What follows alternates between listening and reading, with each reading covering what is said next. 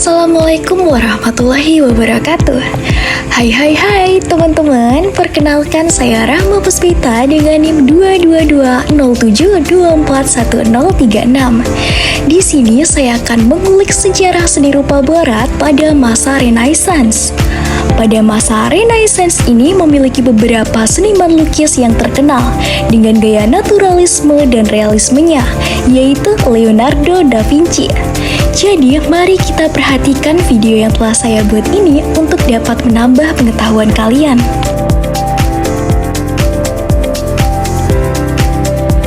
Leonardo da Vinci adalah seorang pelukis, pematung, arsitek, penemu sekaligus ilmuwan asal Italia.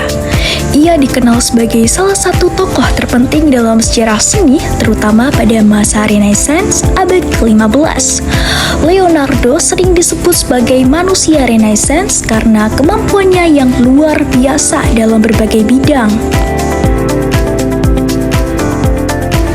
Perjalanan hidup Da Vinci. Leonardo da Vinci lahir pada 15 April 1452 di desa bernama Anciano, kota Vinci yang terletak di wilayah Tuscany, Italia. Ia meninggal dunia pada 2 Mei 1519 di Clos-Luz, Amboise, Prancis. Pada saat itu ia berusia 67 tahun. Aliran seni yang diusungnya termasuk dalam kategori High Renaissance yang berlangsung pada abad ke-15 hingga awal abad ke-16. High Renaissance merupakan periode yang ditandai oleh kebangkitan kembali filosofi dan estetika klasik dari Yunani dan Romawi. Dalam aliran ini, seniman mulai mengadopsi pendekatan yang lebih humanis, mengedepankan keindahan alami dan proporsi yang seimbang dalam karya seni mereka.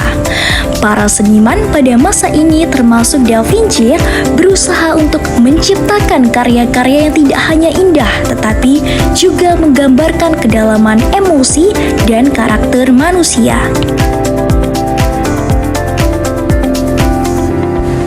Perjalanan karir Da Vinci. Leonardo memulai karirnya sekitar tahun 1466 dengan magang di bengkel Andrea del Verrocchio, di mana ia belajar berbagai disiplin seni seperti lukisan dan patung.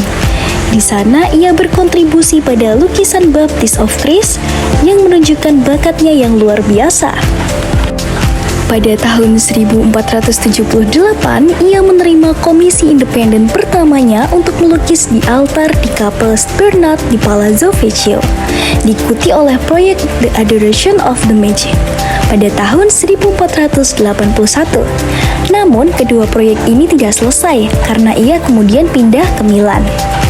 Leonardo pindah ke Milan atas undangan Adipati Ludovico Sforza.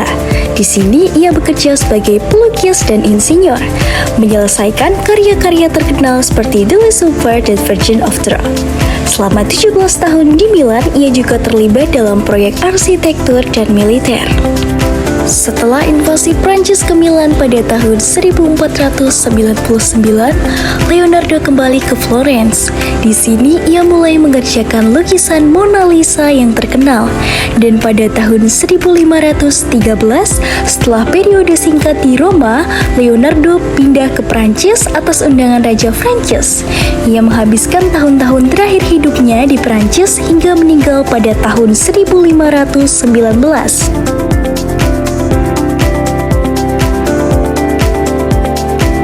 Lukisan cat minyak merupakan teknik yang sangat populer di kalangan seniman Renaissance, termasuk juga Leonardo.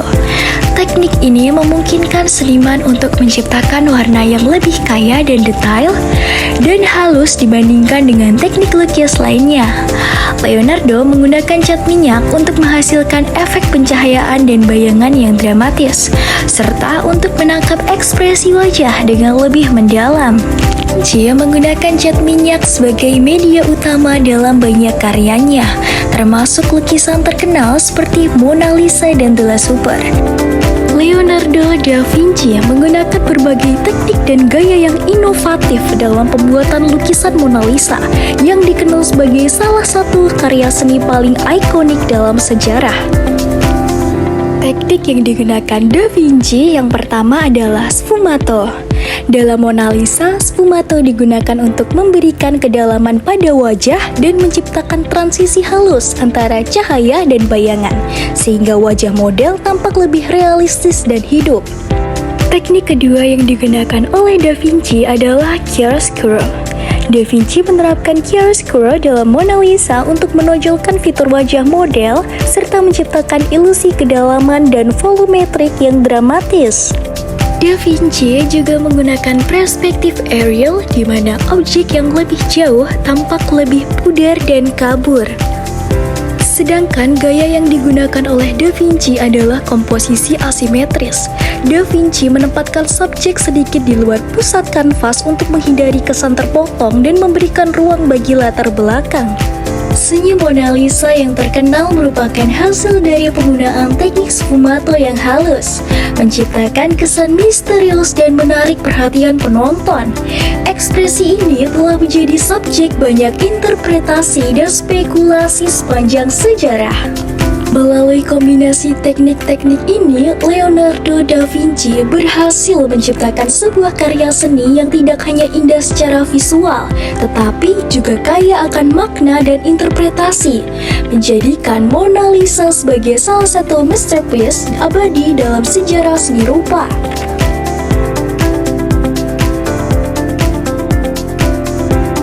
Warisan Leonardo da Vinci sangat besar dan terus mempengaruhi seni serta ilmu pengetahuan hingga saat ini. Karya-karyanya tidak hanya dianggap sebagai contoh keindahan artistik, tetapi juga sebagai pencapaian intelektual yang luar biasa. Ia menjadi simbol dari cita-cita humanisme Renaissance, menggambarkan rasa ingin tahu yang tak terpadamkan dan dedikasi terhadap eksplorasi pengetahuan. Secara keseluruhan, Leonardo da Vinci adalah sosok yang menjembatani seni dan ilmu pengetahuan, meninggalkan pengaruh abadi yang masih relevan dalam berbagai bidang hingga saat ini. Ia tidak hanya berfokus pada seni, tetapi juga mengeksplorasi berbagai aspek kehidupan melalui pendekatan ilmiah. Catatan-catatan yang ditinggalkannya mencakup pengamatan tentang alam, teknik menggambar, serta teori-teori tentang fisika dan mekanika.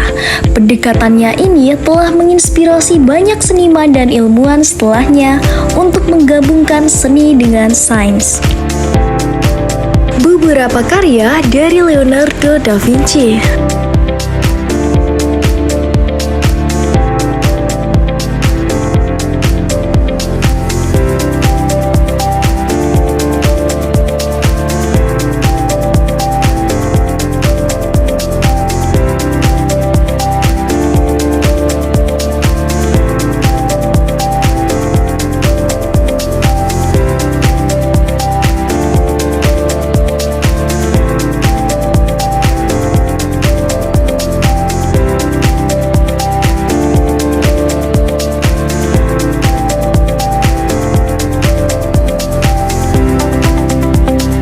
Nah, itulah sedikit sejarah dan biografi dari Leonardo da Vinci.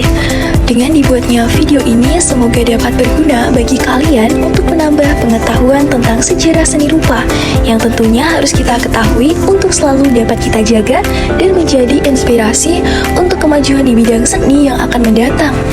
Sekian dari saya, wassalamualaikum warahmatullahi wabarakatuh.